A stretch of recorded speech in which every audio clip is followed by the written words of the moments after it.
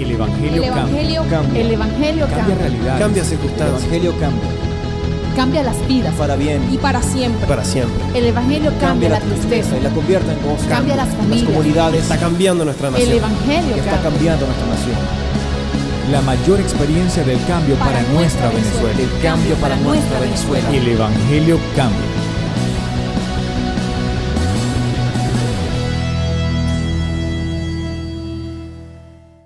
Toda noche tiene un amanecer. Ese es el título del mensaje. Toda noche tiene un amanecer.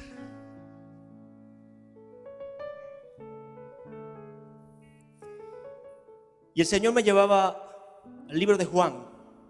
Vaya conmigo a Juan 21.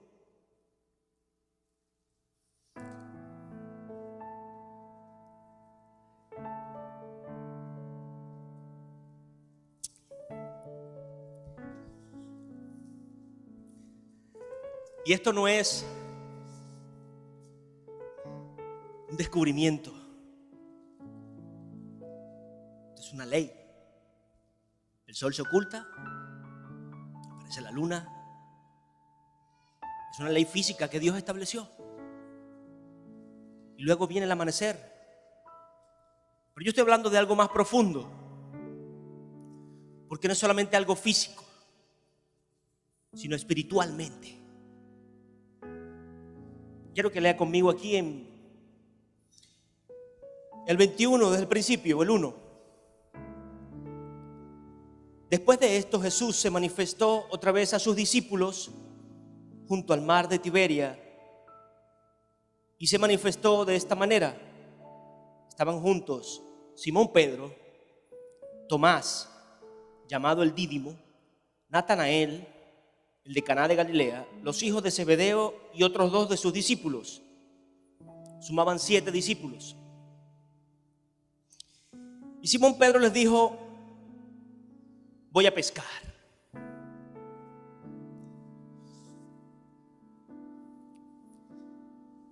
Voy a pescar.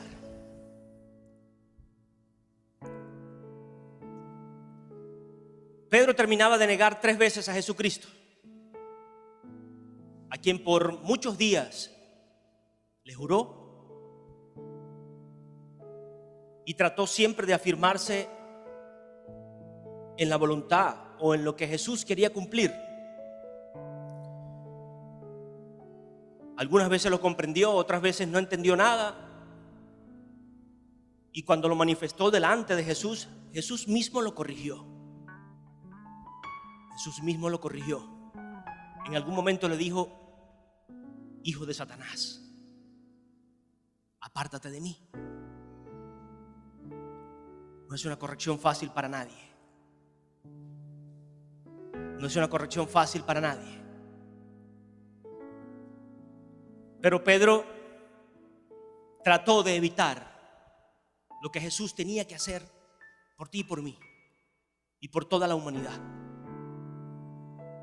Y fue un motivo suficiente para que el mismo Jesús dictaminara una corrección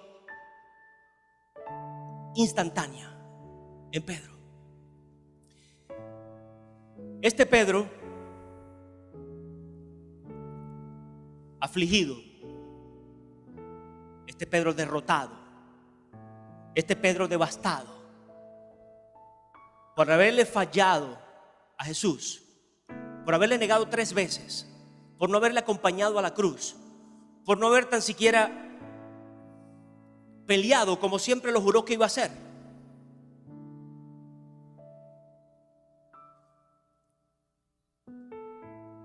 Estaba en la peor noche de su vida.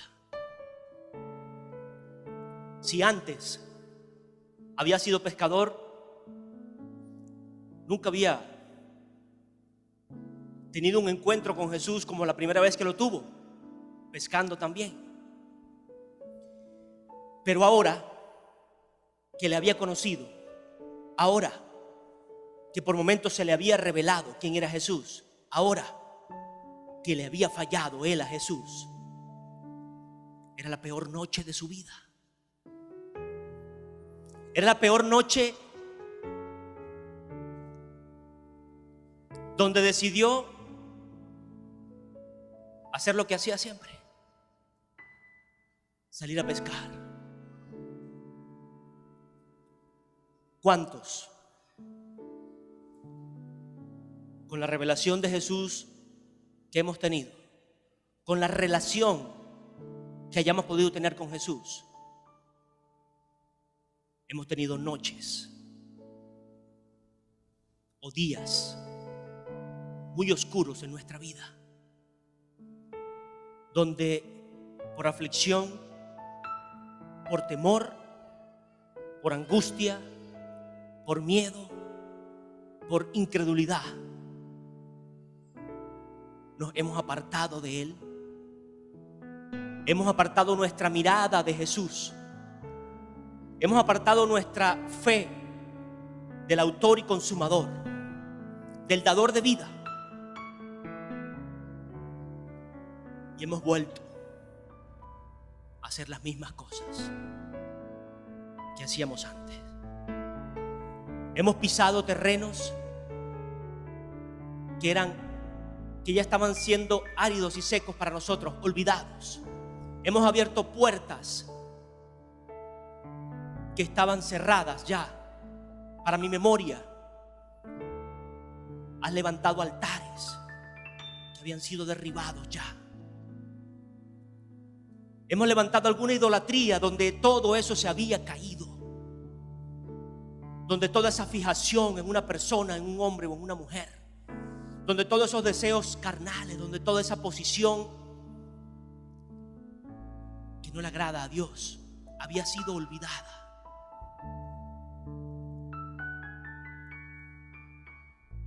Pero por instantes, por una noche o un día muy oscuro, volvimos a ese lugar.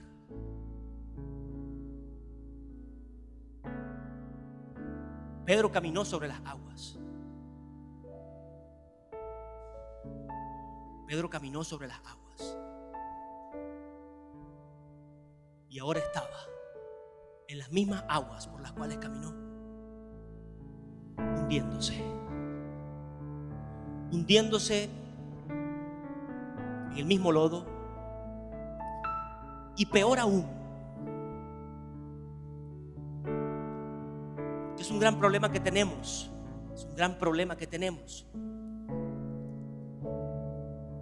que nos confundimos, nos enredamos, se nos cruzan los cables, se nos enreda la vida, se nos enrolla se nos enreda el papagayo. Todo lo que venimos entendiendo, conociendo, por alguna posición idólatra o por alguna posición egoísta, se nos enreda la mente.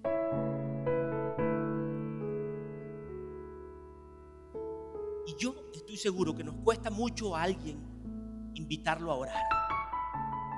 Nos cuesta mucho invitar a alguien a la iglesia. Yo sé que a usted le cuesta. Nos cuesta mucho invitar a la familia a orar, a mi casa, a mi esposa, a mi esposo a orar, a mis hijos a orar. Pero ¿cómo no nos cuesta invitarlos a apartarse de Jesús, a apartarse de la obediencia, a apartarse de la responsabilidad, a apartarse del buen camino? Y este Pedro que caminó sobre las aguas, este Pedro que tuvo la revelación, el primero que tuvo la revelación de quién era Cristo, en un instante, una noche muy oscura en su vida, en su alma, en su espíritu, porque se había apartado de Jesús, había apartado su fe de Jesús. Jesús estaba muerto, sí, físicamente había desaparecido.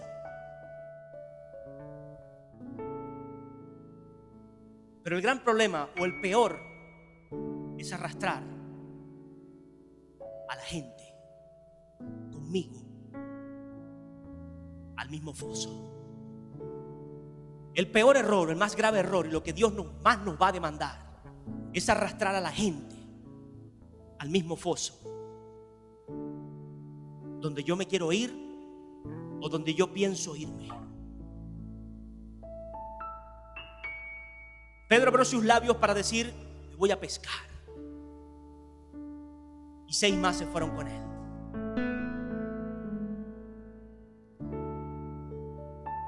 No podemos ser ciegos guiando a otros ciegos. No podemos conformarnos con que en el país de los ciegos el tuerto es rey. No. Tenemos que buscar una excelencia en nuestras vidas. Tenemos que entender cuando alguien se ha desubicado, se ha desorientado, se ha pervertido incluso.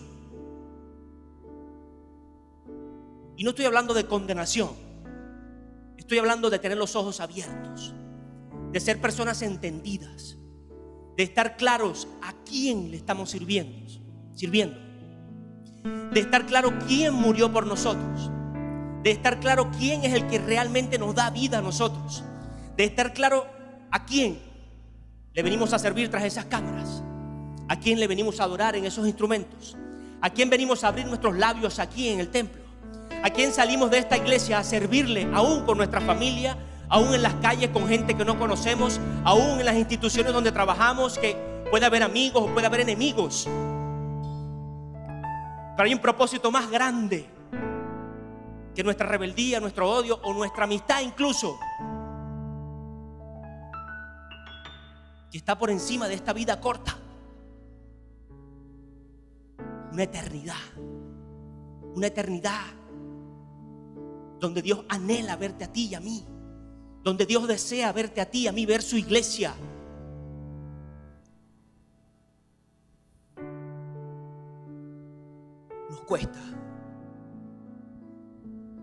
Nos cuesta invitar a la familia a que vengan a compartir con nosotros una palabra. Nos cuesta, iglesia, no nos vamos a engañar, nos cuesta a compartir una oración. Pero qué fácil es decirle: bueno, vengan a comerse algo y a tomarse unos tragos. Qué fácil es. Vengan vamos a pasear y que está mal, ¿no? Pero que ni cerca esté Jesús, que ni cerca esté el momento de nosotros realmente edificar un corazón y no solamente una carne. No se me ponga tan religioso, no piense que yo le estoy diciendo que usted no puede compartir ni disfrutar, pero le damos el primer lugar a Jesús. Le damos realmente el primer lugar a Jesús en nuestras reuniones. Le damos realmente el primer lugar a Jesús en las reuniones ministeriales, en nuestra congregación. ¿Dónde habita Dios? ¿Dónde habita Dios? En medio de la alabanza. Si venimos a esta iglesia es adorarle a Él, es alabarle a Él. Si venimos a servir es por Él. Si venimos a predicar es por alabarle a Él, es por honrar a Jesús. Iglesia, Jesús, el único que realmente nos puede dar vida, no es una imagen, no es un altar de hechicería, no es una cadenita o una vestimenta, no es ni siquiera una posición política.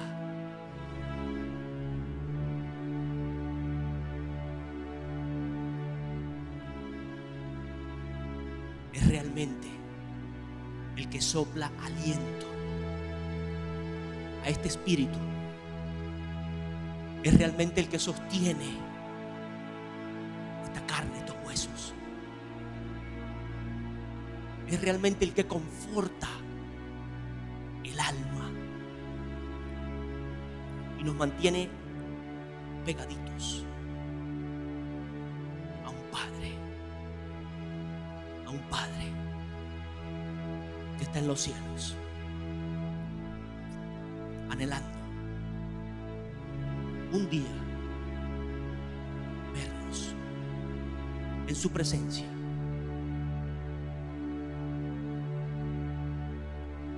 Habrá crisis económicas. Nuestros ojos no pueden ocultarlo. Nuestras manos no pueden taparlo.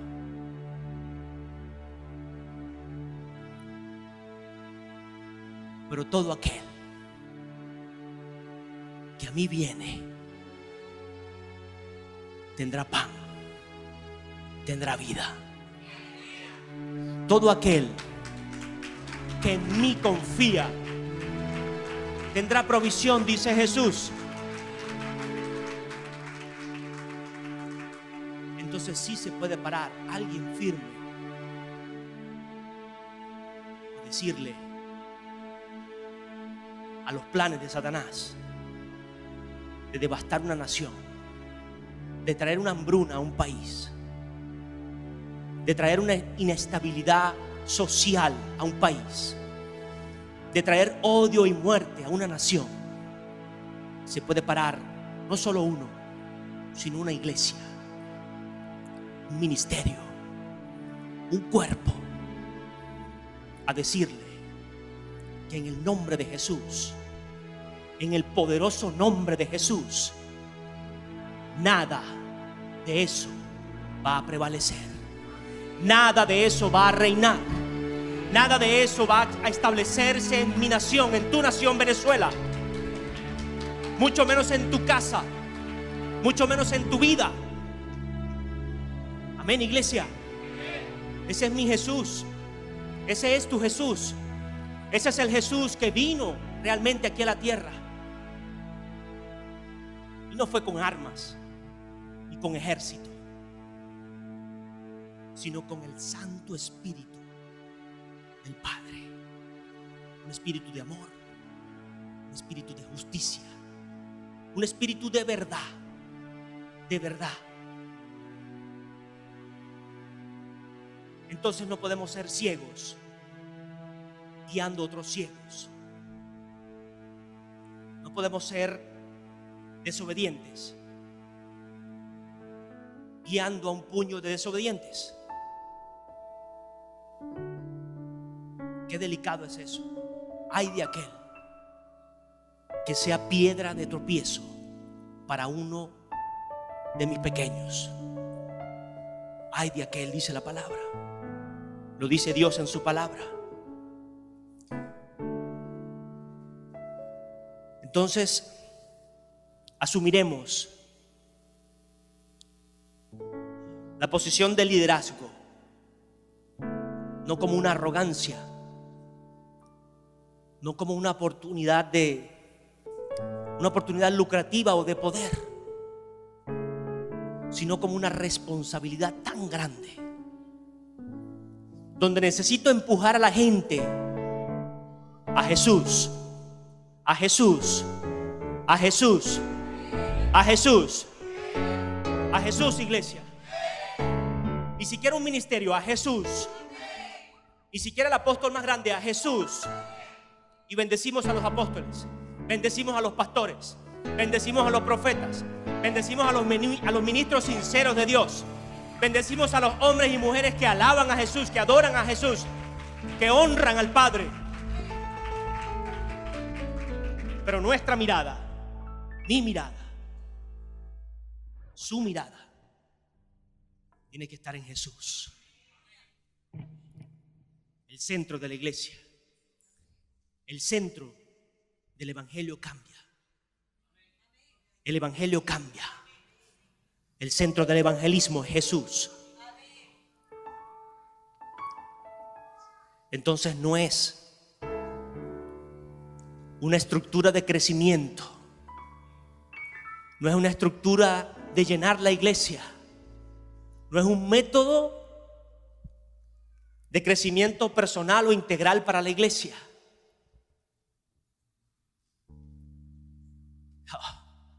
Es una visión de salvación, iglesia. Es una visión de salvación, de rescatar, de salvar a la gente, de restituir al perdido, de encaminar al que estaba corriendo hacia el foso. ¿Estamos ofendiendo a alguien? No. ¿Nos creemos mejor que alguien? No.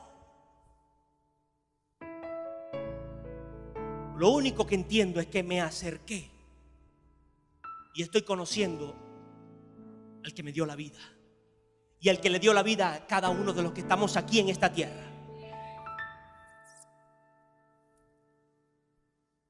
Que puede haber muchas religiones y muchos dioses disgregados, pero ninguno se levantó de los muertos. Ninguno se pudo dar vida a sí mismo para darle vida a otros, sino Jesús. Sino Jesús, que está por encima de todos esos, que está por encima de todo altar, que está por encima de toda estatua, estatuilla, de toda virgen, de toda religión, de toda hechicería, de todo santerismo, de todo, de todos. Mi Jesús. Oh Jesús.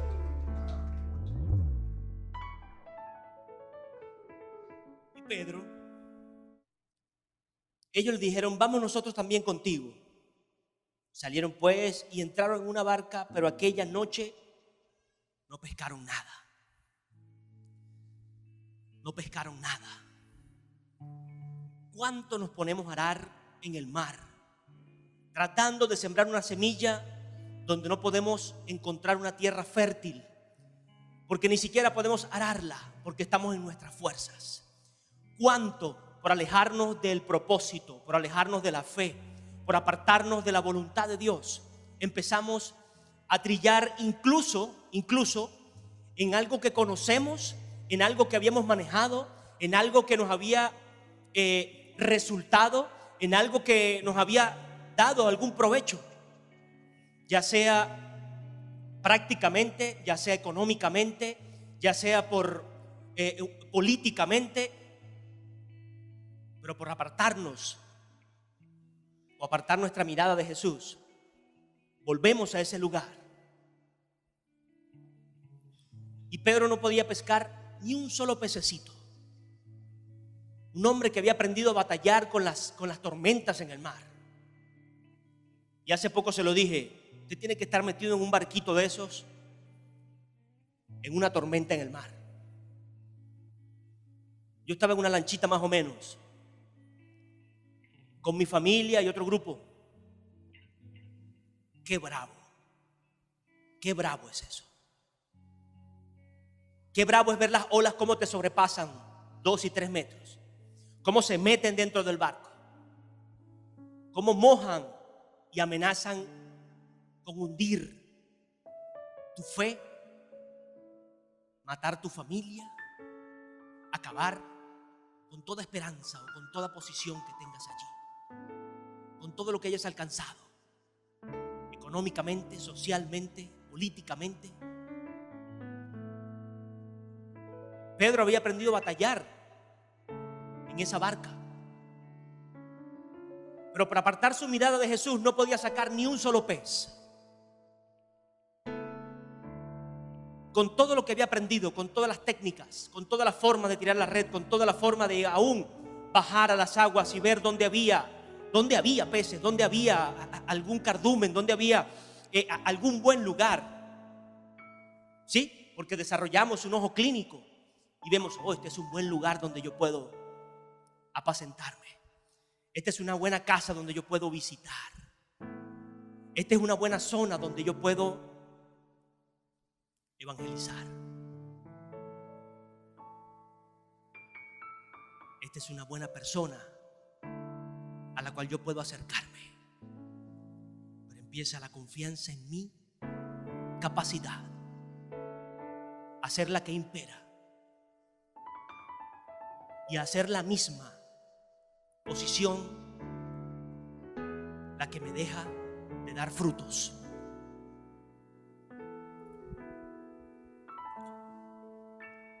¿Usted se da cuenta por qué todos los días, cada día, necesitamos venir a los pies de Cristo. Necesitamos poner en sus manos el más mínimo proyecto que tengamos, el más mínimo plan que tengamos, el más mínimo pensamiento que tengamos. Necesitamos que sea Él el que realmente dirija esa decisión, dirija esa posición, corrija y levante.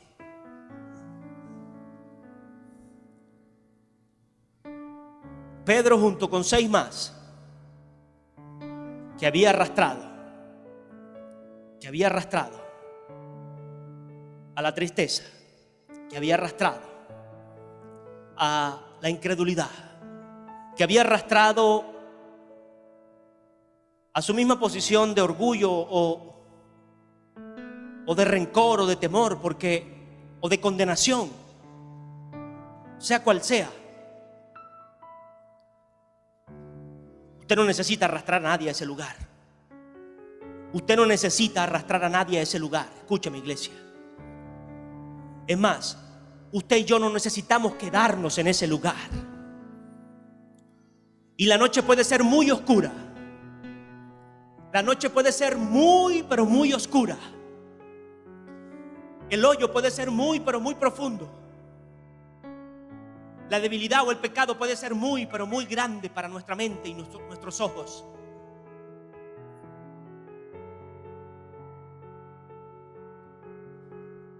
Pero allí está Jesús.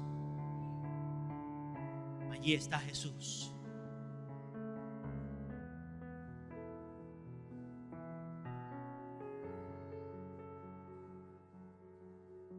Salieron pues, en el 4 dice, cuando ya iba amaneciendo.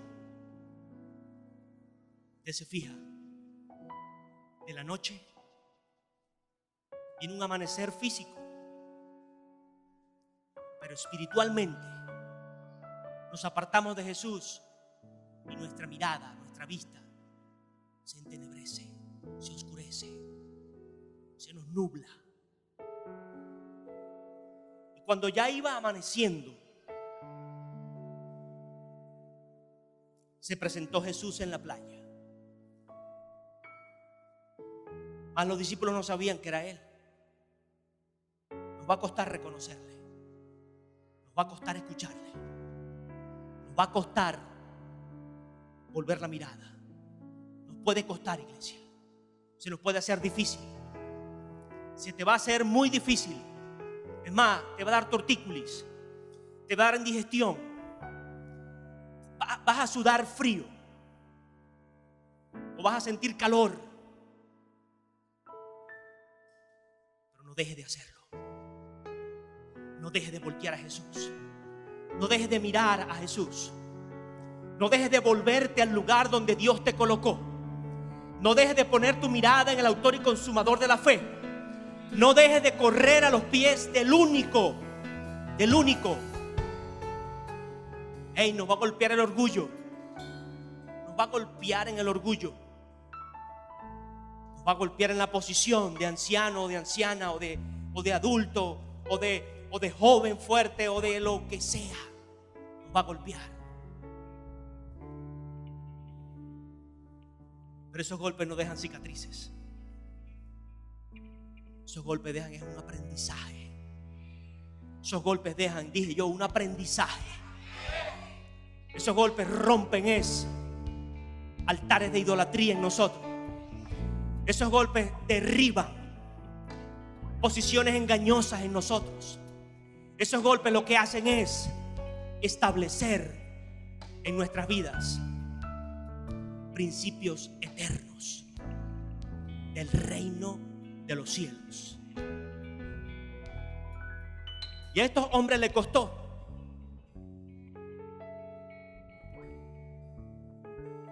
Y les dijo, hijitos, ¿tenéis algo de comer? Le respondieron no, secos. Y él les dijo, echad la red a la derecha de la barca el mismo amor, con la misma paciencia, iglesia, con el mismo abrazo que Jesús lo tuvo la primera vez contigo y conmigo, nos llama hoy, nos llama cada día, en la misma posición que llamó a Pedro la primera vez, lo llamaba hoy, después de haberle negado 3 veces, después de haber fallado tantas veces.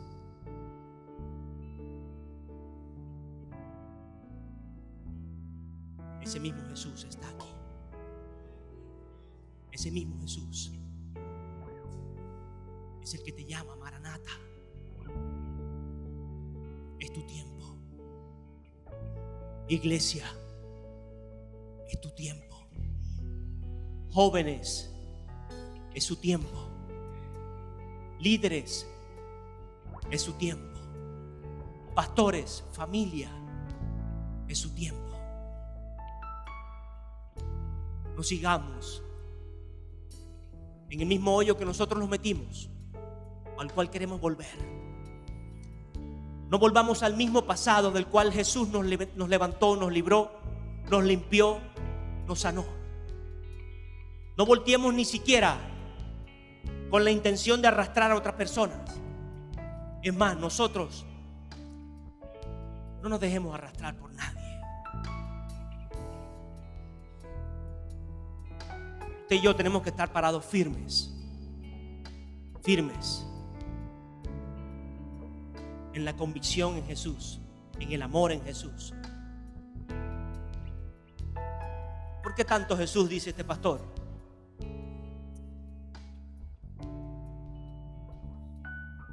El que conoce al Hijo conoce al Padre.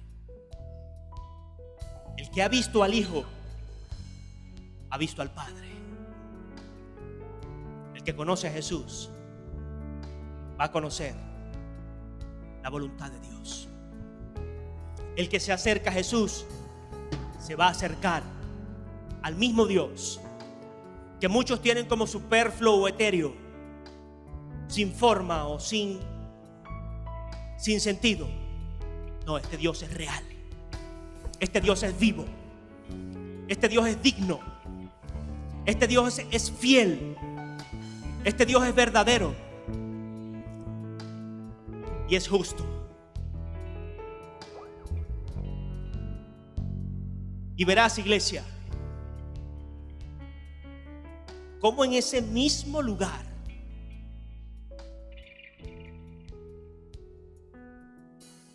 donde nos quisimos hundir, o donde pensábamos pescar sin Jesús, en su gracia, en su favor, con su corrección, con su dirección, Él viene a bendecirnos. En esa misma empresa, en ese mismo lugar, en esa misma iglesia, donde pensabas sembrar división, en esa misma iglesia o en esa misma familia donde pensabas sembrar una posición engañosa, o donde sin querer estábamos haciendo algún daño, o en ese mismo ministerio, un corazón que se vuelve realmente a Jesús, que busca con pasión conocerle ahora, con la misma red, son llenas tus expectativas y muy, pero muy por encima de lo que esperabas. Iglesia, la red de estos pescadores, al volverse a Jesús, dice la Biblia que se llenó de 153 peces. Yo no manejo la capacidad de una red, pero la Biblia lo manifiesta y dice, sin romperse, milagrosamente sin romperse, sea que estaba sobredimensionada en la capacidad, lo que estaba cargando esta red. Cuando nos acercamos y nos volvemos a Jesús, cuando permitimos que la noche cese, que las tinieblas cesen en nuestra vida y empecemos a abrir los ojos a un amanecer diferente, empecemos a guiar nuestro espíritu al amanecer de Jesús,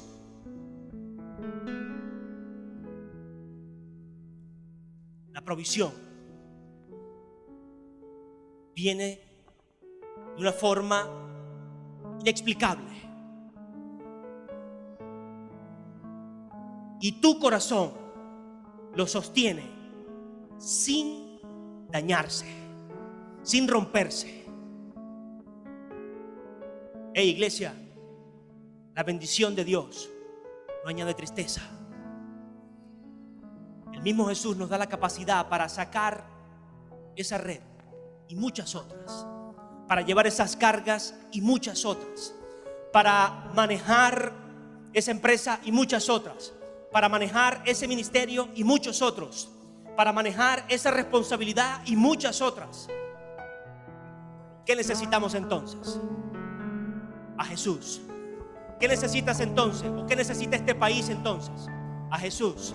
¿Qué necesita una iglesia que realmente quiere, anhela ver a su familia restaurada, ver a sus hijos no sumidos en drogas, en alcohol, en desobediencia, en rebeldía, sino ver realmente una familia funcional, una familia sincera, genuina, que con errores, con virtudes, con defectos, se aman, se respetan, se valoran, se impulsan? ¿Qué necesitamos? A Jesús. ¿Qué necesita una iglesia que quiere un ministerio?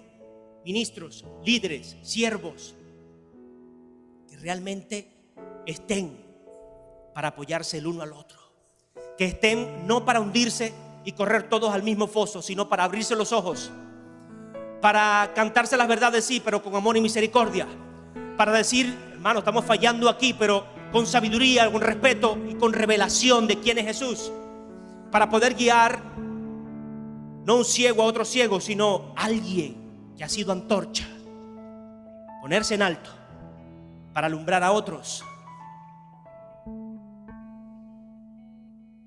Amén, iglesia. Ese es mi Jesús.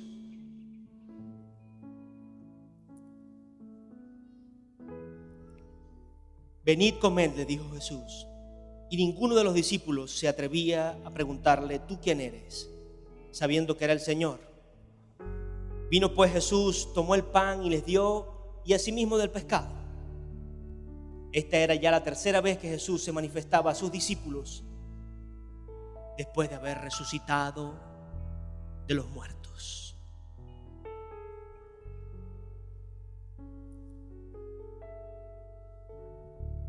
Puede venir una muerte espiritual a nosotros.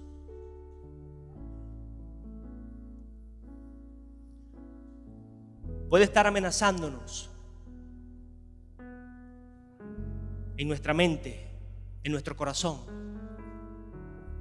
una muerte a la fe en Jesucristo.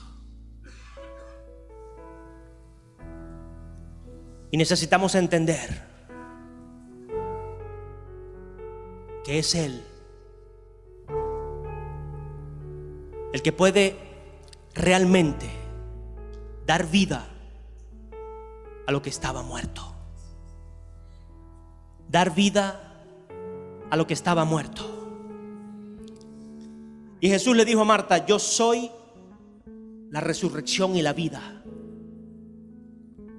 El que cree en mí, aunque esté muerto, aunque esté muerto, aunque esté en la noche más oscura de su vida, aunque esté en el momento más difícil de su vida, aunque esté en la situación más vergonzosa de su vida, vivirá, saldrá de allí, se levantará. Ojo, no te va a consumir, no te va a matar esa situación, no te va a hundir ese conflicto, no te va a destruir esa mentira, porque Jesús está aquí para abrazarte. El Evangelio El Evangelio cambia. El Evangelio Cambia cambia. realidades. Cambia El circunstancias. Evangelio cambia. Cambia las vidas. Para bien. Y para siempre. Para siempre. El Evangelio cambia la tristeza. y la convierte en gozo. Cambia las familias. comunidades. Está cambiando nuestra El nación. Evangelio que está cambia. cambiando nuestra nación. La mayor experiencia del cambio para nuestra Venezuela. El cambio para nuestra Venezuela. El Evangelio cambia.